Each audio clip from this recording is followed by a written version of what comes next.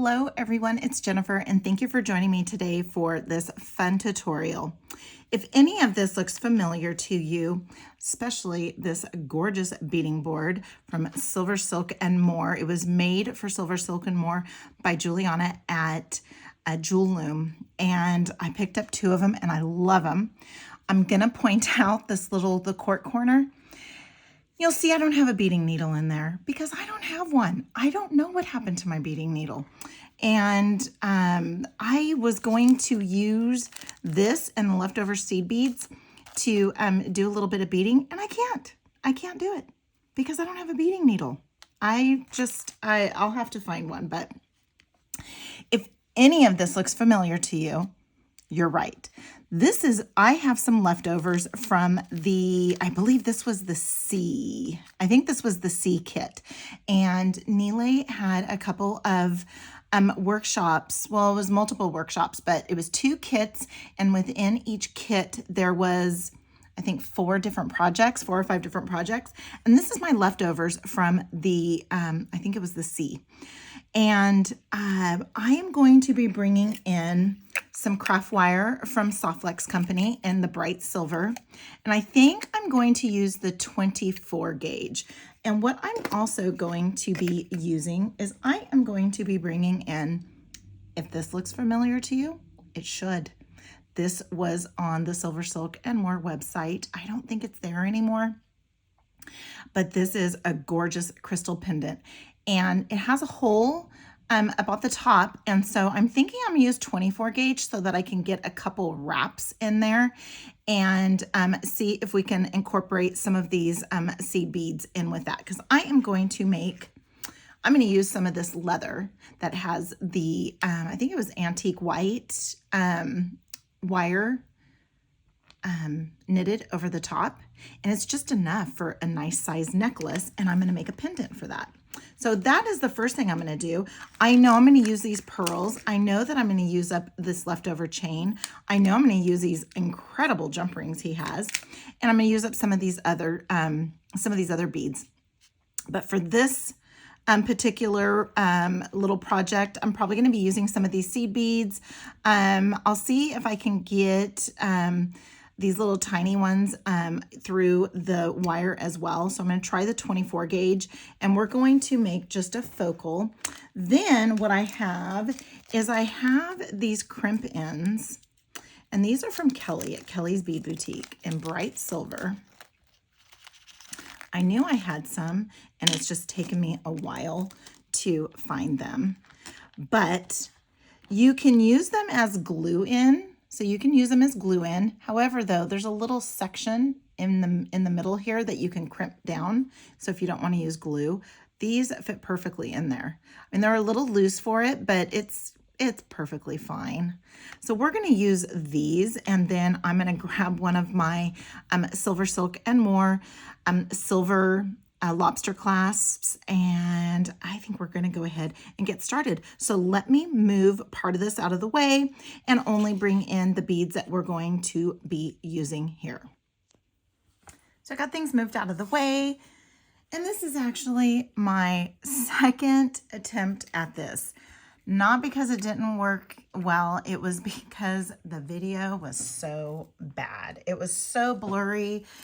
And I think it's because I had some stuff here on my mat, and I'm still trying to figure out the whole new phone thing, and it's really kind of driving me a little nuts. But the first thing I'm going to do is I'm going to grab about 18 inches of this amazing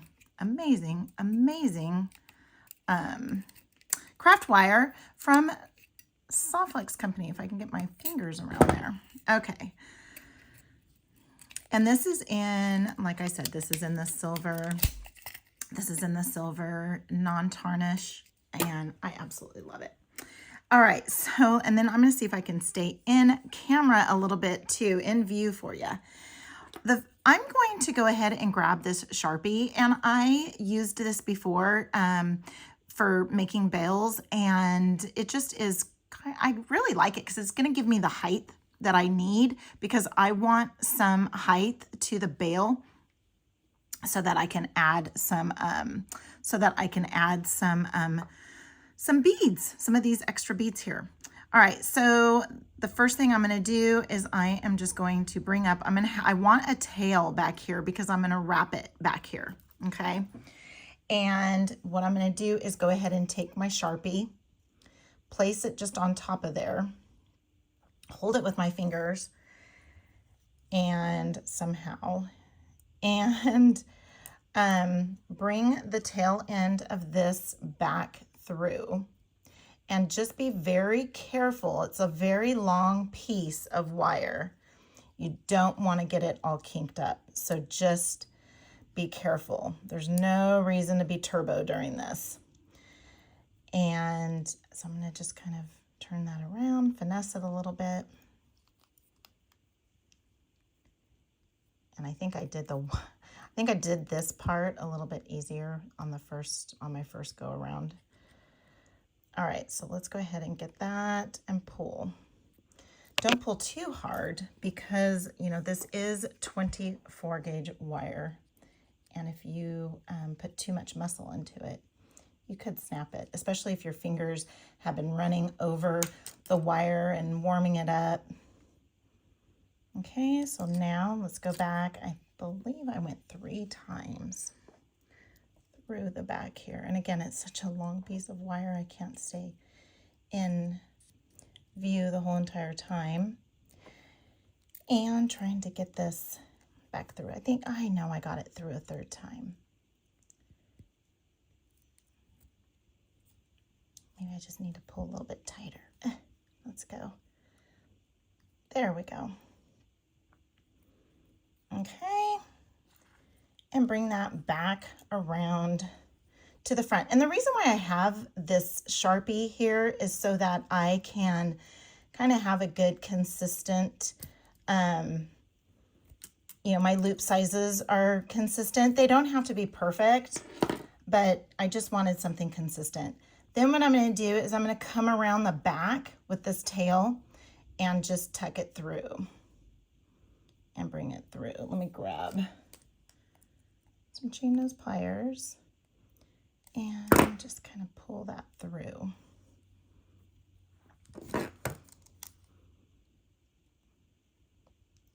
Just to make a nice loop.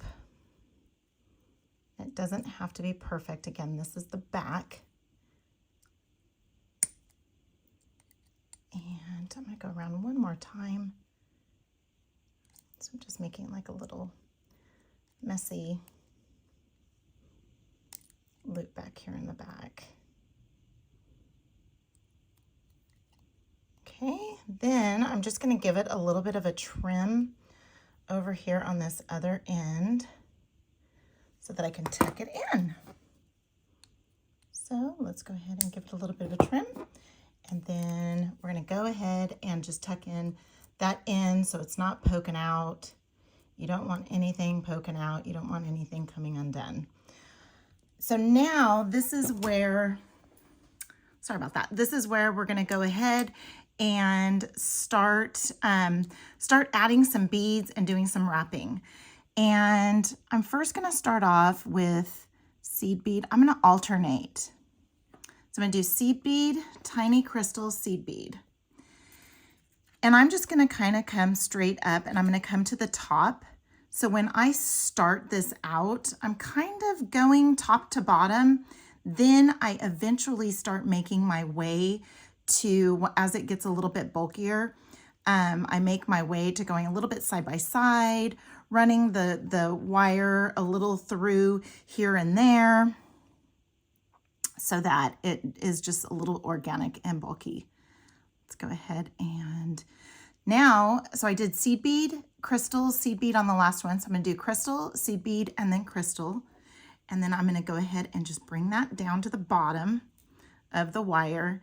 And then I'm going to go ahead and just now wrap around the bottom, just like so. And again, just be careful. You can kink this up because it is a very long piece. We're working probably, so I did 18 inches, probably working with a good 16 inches or so. And And if look how it looks kind of wonky, that's okay, because you're gonna start filling it up and it's not gonna be as wonky. Okay, so now let's go ahead and grab seed bead, crystal, seed bead. Then I'm gonna go back up to the top again and just try to lay them a little, not uniform, but you're starting now to create your, not pattern, but your design. And you're also starting to bulk things up a little bit. So now this one here, I have the crystal and seed bead and crystal. I'm gonna, even though I just did seed bead, crystal, seed bead, I'm gonna go ahead and do that again. Again, there's no right or wrong way to do this. Very organic. And again, if you have, if you have little pieces of wire sticking out, maybe your loop is a little off, that's fine, because this is going to be, it's going to end up being a bulky type bail. You just want to make sure that your beads are all in front there, or not. So here we go there. So I just went ahead and just wrapped it around. So now what I'm going to do is go ahead and do a crystal, a seed bead, and a crystal. And you could have these, I guess technically you could have these all strung up already if you want to, but this is such a long piece. I just thought it would be easier for me to do it this way with adding the beads as I go along, just because also too, if you change your mind on how your design or how your pattern is going, you're not stuck with what you put on your wire from the beginning. And again, just finesse it a little bit. I'm going to go ahead and put another crystal, another this and another crystal, because I want it to go way at the bottom there. And then I'm just going to go around like this and go up like that. Come back around the top. And again, you can do this any way you wish. I know that when I did it the first time, I did it a little bit different, because it just, that's the type of project this is. It's anything that you can make it. All right, so for me, that looks okay. I'm happy with that. You can bring your wire through, if you want to bring your wire through a little bit, just to add a little bit of silver, just kind of bring it back through. Again, just be mindful of the possible kinks that you can put in your wire. And then you can come back around. I want to bulk this part up a little bit more, so let's go ahead and do a seed bead and this and that. And guess what? I'm not paying attention to if I'm blurry or not, because I think I can probably tell as I'm recording. So now I'm going to go ahead and go up to the top. Then what I'm going to do is something that I didn't plan on doing. So I planned on just stopping and stopping right there and being done. But what I did in my first one was I went ahead, since I had all this wire, I started wrapping around and started going around the bail and just made some wraps. I snapped my wire, because when you do this, you're holding on to it, you're warming it, you're tugging on it, you're pulling on it with every wrap. And so I really put a lot of strain on it. Then you can just come in and you can leave it organic like that. You can bring it in, tighten it up, and just keep on going. Oops. Okay.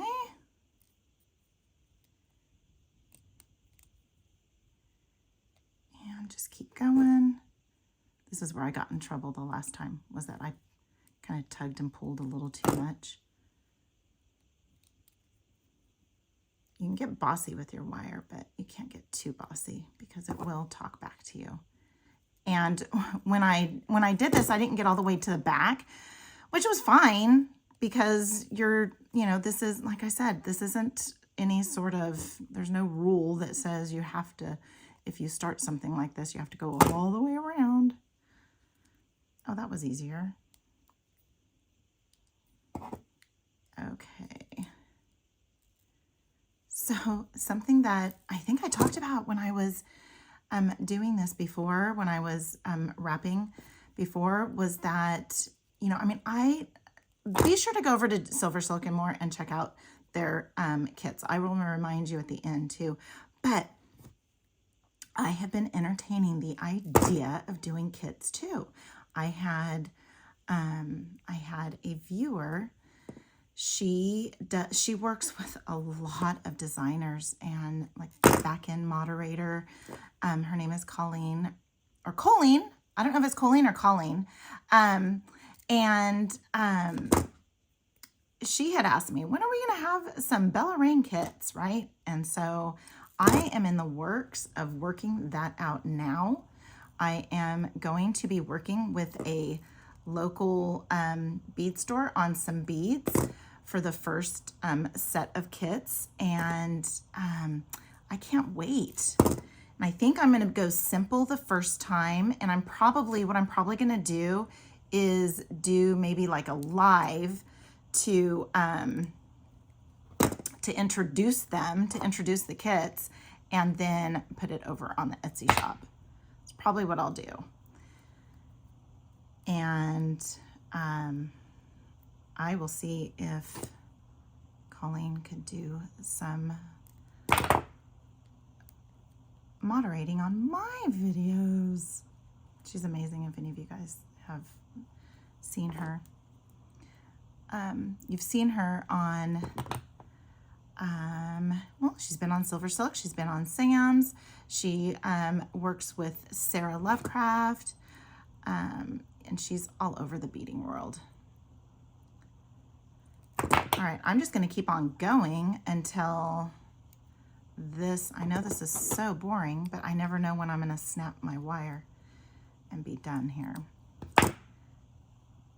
Like I said, I didn't make it all the way down the last time.